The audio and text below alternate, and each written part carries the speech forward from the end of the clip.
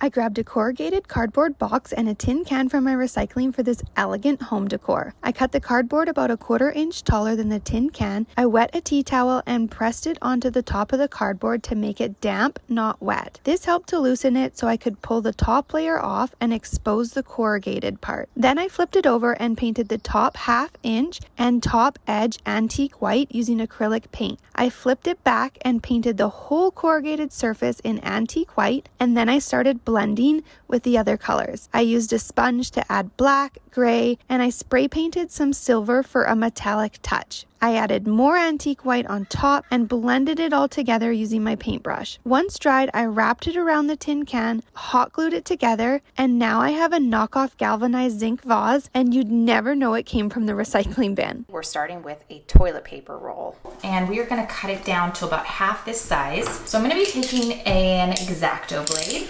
I essentially want to create like a flat piece, and I'm going to go around the inside. I want it to kind of fall here. And so I'm just going to continue to add glue around the surface. So I'm going to take a big heap of this and we're going to just start layering it on. So we're going to do essentially the same thing, but I'm going to start by over the exposed base of the toilet paper roll. So I let this dry for about 24 hours. I have a sanding block. All right, now that we've sanded this down, we're gonna wipe it off. Here is the finished product of this high-end modern donut vase dupe, and I really love how it turned out. So I'm gonna start this project with a empty marinara jar. I'm bringing out Mod Podge, and I'm taking food coloring and putting the food coloring into the Mod Podge. I'm essentially mixing it all together to turn it into kind of a murky brownish green color. I'm getting out a cookie sheet and some newspaper, pouring the mixture, the Mod Podge mixture, into the jar, and I'm spinning the jar to try and get as much coverage on the interior of the jar as I can. I'm going to set my jar upside down, allow it to kind of dry and kind of let the excess drain out. The jars sit for about an hour. We're going to take all of our bottles and we're going to make sure that they're top side up, and we're going to bake these at 225 for about 45 minutes to 65 minutes. And as you can see, each of them kind of has a different tint, so you can really play around with the colors when you're mixing up your Mod Podge. It's beginner friendly, faux vintage decor on a budget.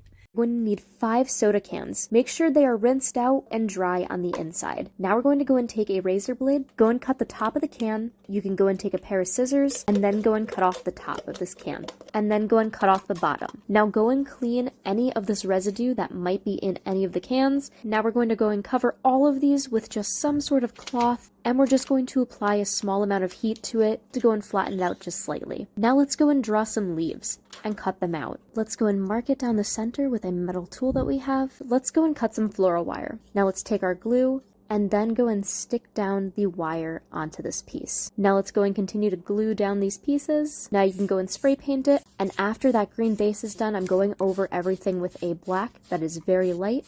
So after this side is dry, now onto the other side, use green spray paint first, a small amount of yellow, and then at the edges of every one of these, use a very light amount of black spray paint, and these look so cool after they've dried. Now I'm taking the larger leaves that I have, putting them at the top here, and I'm kind of just going down from there and continuing to go and attach all of these leaves. We're going to go and take the wire and twist it around. Now go and fill up your metal tin or your planter, take the wooden dowel, go and bury it into the dirt that you have here. Just go and space it slightly. Now this is what it looks like after it is done, and it honestly looks pretty real. You wouldn't even believe that this was made with aluminum cans. I dug this alcohol bottle out of my recycling bin. I'm going to remove the label from the bottle, and I'm going to use some alcohol. I'm going to get rid of the sticky residue that's left over. This is just an old picture, and I'm going to go ahead and cut it down to fit in the exact same spot where the label was. Take some matte Mod Podge. I'm going to brush it onto the back side of the alcohol bottle. Just going to place my picture face down, and then I'm going to take a scraper and I'm going to smooth down the picture, removing any air bubbles.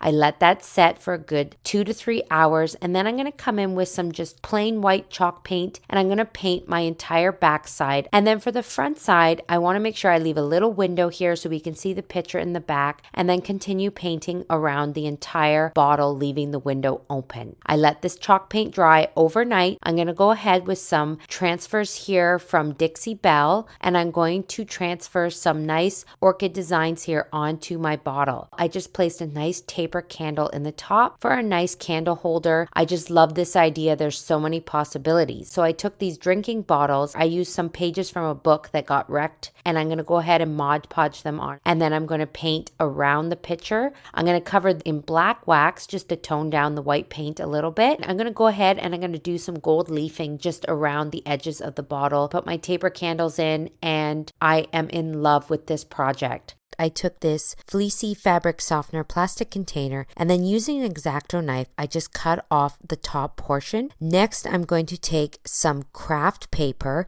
I'm scrunching it up to create like a really rough texture, and then I'm going to tape it on where I need tape to hold in place and just cut out my handle, and then wrapping that again in masking tape. When I'm done with this, I'm going to create my paper mache, and what I'm going to do is I'm just going to rip the envelopes up into tiny little pieces. Then I'm going to add just a little bit of water before I turn on my blender. So I lay out the Mod Podge, and then I just grab a handful of the slurry and I just spread it around onto my plastic container. I let it set for a full day, and this is my finished vase here. First, we're going to repurpose a 1-gallon glass pickle jar, and then we have some decorative nautical rope. I'm measuring out vertical strips. Now, once I get all of my strips cut, I'm going to start using my glue gun to attach them on the side of the jar. And all I'm doing is I'm evenly spacing these out, and then I'll go in the middle of those sections and put a piece of rope, and then I'll do that, continue on until all 8. And I'm just going to start somewhere and kind of glue in a few places as I'm wrapping around, and then I'll glue the other 2, and it end up being a stack of 3 just to give it a finished look. It would look good staged and styled for many different seasons. Run to the dollar store and go and grab a glass bottle. We are going to start off this craft with a cleaned out plastic bottle. So now we're going to line this up with the bottle. Go and draw a circle for where this is going to go and fit. Go and cut it out, put your glass into the hole. Now we're going to go and paint our bottle. Let it dry. Let's go and get these fake pearls and start to string them with some pipe cleaner, but leave one end unbended. We're going to go and poke some holes into our plastic bottle. Take the pipe cleaner, stick it in there, take the other pieces, go and stick them in as well. Hot glue where it meets with the pipe cleaner and also the bottle. Got some fairy lights, and we're going to go and stick them